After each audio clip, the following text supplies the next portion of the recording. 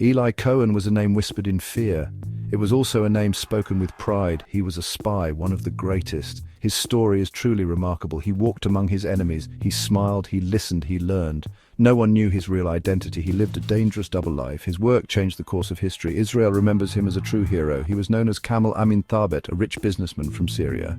This was his clever disguise. He fooled generals and politicians. They trusted him with vital secrets, secrets about military plans, secrets about weapons and defenses. Eli Cohen sent all this home. He sent it to his handlers in Israel. His information was pure gold. This man was born Eliyahu ben Shol Cohen. He grew up far from spy games, but his love for Israel was strong.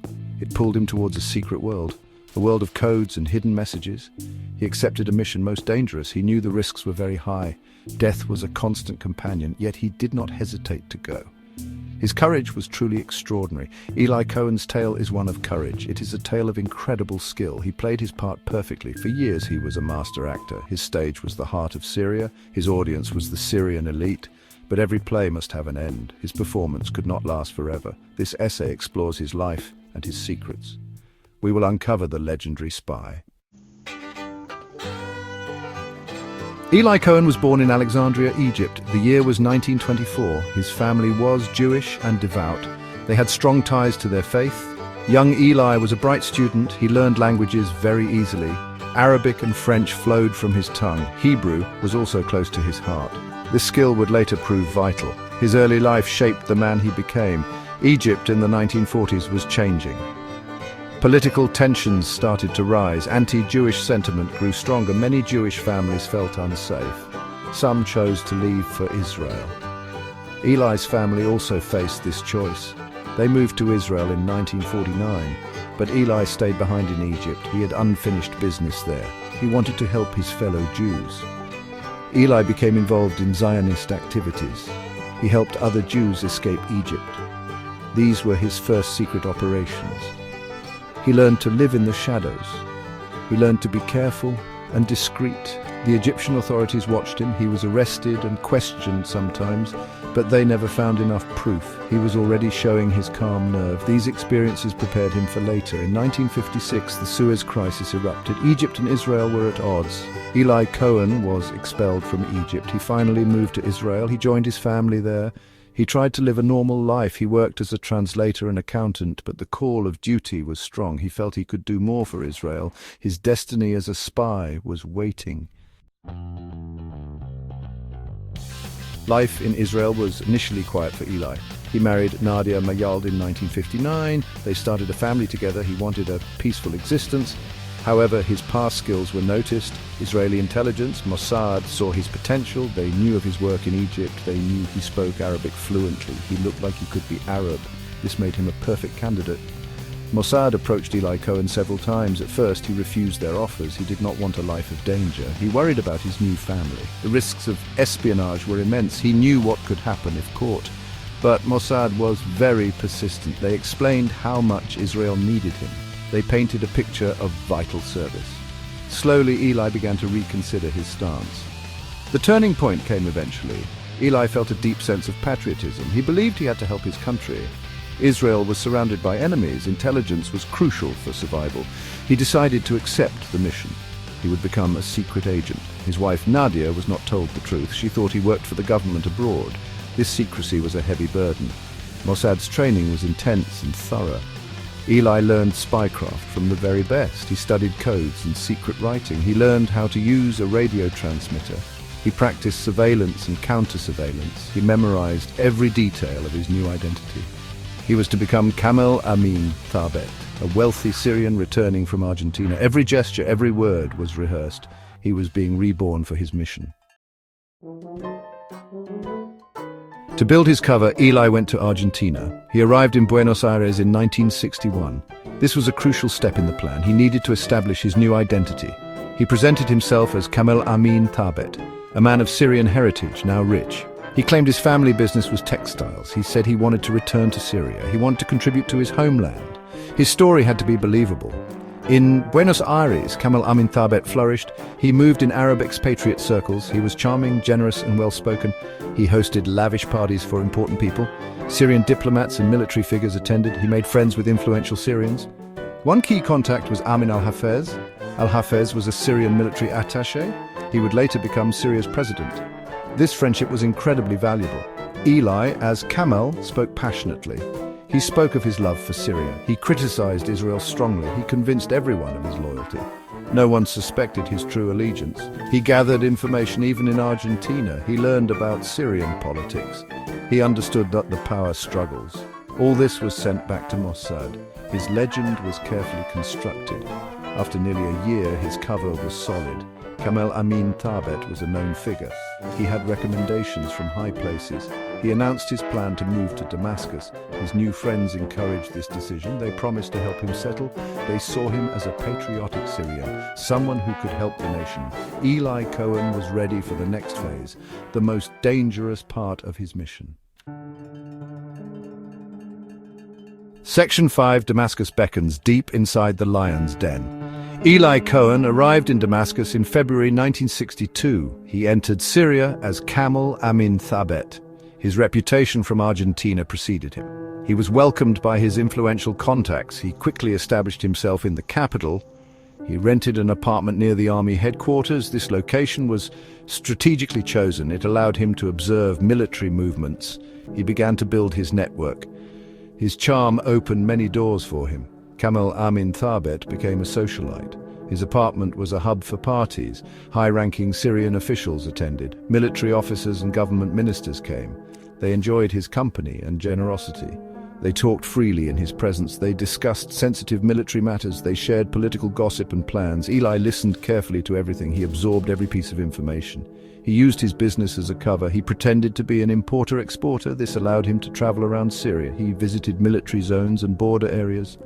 Sometimes officials even invited him. They wanted his advice on projects. He saw fortifications with his own eyes. He noted troop positions and equipment. He was careful not to seem too curious. His questions were always subtle. Eli Cohen was playing a dangerous game. He lived under constant pressure. A single mistake could expose him. He had to be Kamel Amin Thabet always. There was no room for his old self. He transmitted his findings to Israel. He used a hidden radio transmitter. These transmissions were risky. Syrian intelligence was always listening, but the information was too vital to stop. Section 6. Secrets of the Golan A Spy's Vital Harvest. One of Eli Cohen's greatest successes was his work on the Golan Heights. The Golan was a heavily fortified Syrian plateau. It overlooked Israeli settlements below. Syrian guns often shelled these areas. Israel needed to know about these defenses. Eli, as Kamel, managed to gain access. He befriended Syrian officers stationed there. He visited the Golan Heights multiple times. He saw the bunkers and artillery positions. He gathered precise details. On one famous occasion, Eli offered a suggestion. He told the Syrian officers on the Golan, "The sun is too hot for your soldiers. Why not plant trees for shade?" The officers thought it was a kind idea. They ordered eucalyptus trees to be planted. These trees were planted near the bunkers. Eli reported this back to Israel. The Israeli military now knew. They knew exactly where the bunkers were. Eli also provided information on Syria's water plans. Syria planned to divert the Jordan River's sources. This would drastically reduce Israel's water supply. It was a major threat to Israel. Eli learned the details of these plans. He sent the locations of the diversion equipment. This allowed Israel to take countermeasures. His intelligence helped prevent a water crisis. His contributions were incredibly diverse. He covered military, political, and economic secrets. The sheer volume of intelligence was astounding. He provided details of Syrian Air Force planes. He revealed locations of secret military bases. He reported on internal political divisions. He even gave warnings of planned attacks. All this information helped Israel prepare. It gave Israel a significant advantage. His work was saving lives. He was a one-man intelligence agency, operating deep within the enemy's heartland.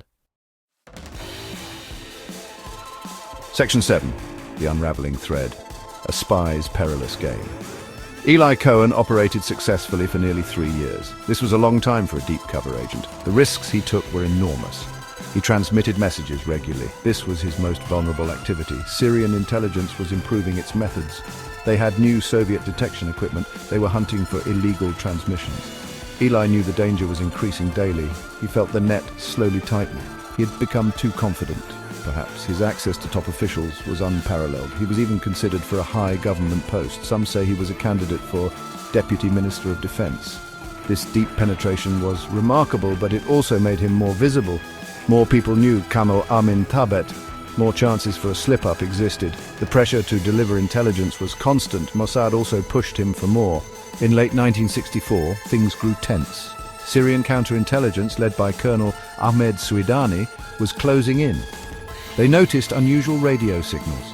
These signals often came from a specific area, the area where Kamal Amin Tabet lived. They began intensive surveillance operations. They imposed periods of radio silence. They hoped to catch the spy during transmission. Eli had to be even more careful. He reduced his transmissions but could not stop. The Syrians brought in Soviet experts. They used advanced direction-finding technology. On a fateful day in January 1965, Eli Cohen was transmitting a message. The Syrians pinpointed the signal's origin. It came directly from his apartment.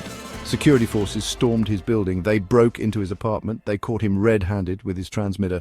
The game was finally over for Eli Cohen. Section 8, the price of courage, capture and defiance. Eli Cohen was arrested immediately. The Syrians were shocked by his true identity. Kamal Amin Tabet, the loyal Syrian patriot, was actually an Israeli spy. The news sent shockwaves through Damascus. Many high-ranking officials were disgraced. They had trusted him completely. They had shared state secrets with him. His capture was a huge embarrassment for Syria. They were determined to make him pay. Eli was subjected to brutal interrogation. He was tortured repeatedly for information. The Syrians wanted to know everything. His methods, his contacts, his network. They wanted names of other spies. Eli Cohen endured immense suffering, but he reportedly revealed very little. He protected his sources and methods. He showed incredible strength and resilience. Even in captivity, he remained defiant. A swift military trial followed his capture. It was more of a show trial. The outcome was already decided. He was accused of espionage for Israel. The evidence against him was overwhelming. He had been caught with his equipment. Israel tried to intervene through diplomatic channels. They appealed to world leaders for clemency. Pope Paul VI made a plea for his life, but Syria refused all appeals. Eli Cohen was sentenced to death by hanging. On May 18, 1965, he faced his end. He was allowed to write a final letter. A letter to his beloved wife, Nadia. He expressed his love and his sorrow. He asked for forgiveness for the pain caused. His execution was public in Marjah Square, Damascus. It was broadcast on Syrian television. A grim warning to all enemies. Israel mourned a fallen hero profoundly. Section 9. A legend lives on. Eli Cohen's lasting echo. The impact of Eli Cohen's espionage was immense. His intelligence was crucial for Israel. It provided vital insights into Syrian military capabilities. This was especially true for the Golan Heights. When the Six-Day War broke out in 1967, Israel knew the Syrian defenses intimately. The eucalyptus trees marked the bunkers. This knowledge helped Israel capture the Golan. It saved many Israeli lives. His work had direct military consequences. Eli Cohen became a national hero in Israel. His story is taught to school children. Streets and neighborhoods are named after him. He symbolizes courage, sacrifice, and patriotism. His daring and success are legendary. He penetrated the highest levels of an enemy state. He did it almost single-handedly. His methods and achievements are studied. They are studied by intelligence agencies worldwide. He set a new standard for deep cover operations. The geopolitical landscape was also affected. His exposure caused a major crisis in Syria. It led to purges and mistrust. It highlighted Syria's vulnerability. For Israel, it was a triumph of intelligence. It boosted Mossad's reputation significantly. It showed the importance of human intelligence, even in an age of technology. A skilled agent in the right place could change the balance of power. Eli Cohen's legacy endures to this day. His body was never returned to Israel. Despite numerous requests from his family, he remains buried in an unknown location in Syria. But his spirit lives on in Israel. His story is a reminder of the silent wars, the wars fought by spies in the shadows. He paid the ultimate price for his nation. His name, Eli Cohen, is etched in history, a legendary spy, a true Israeli patriot.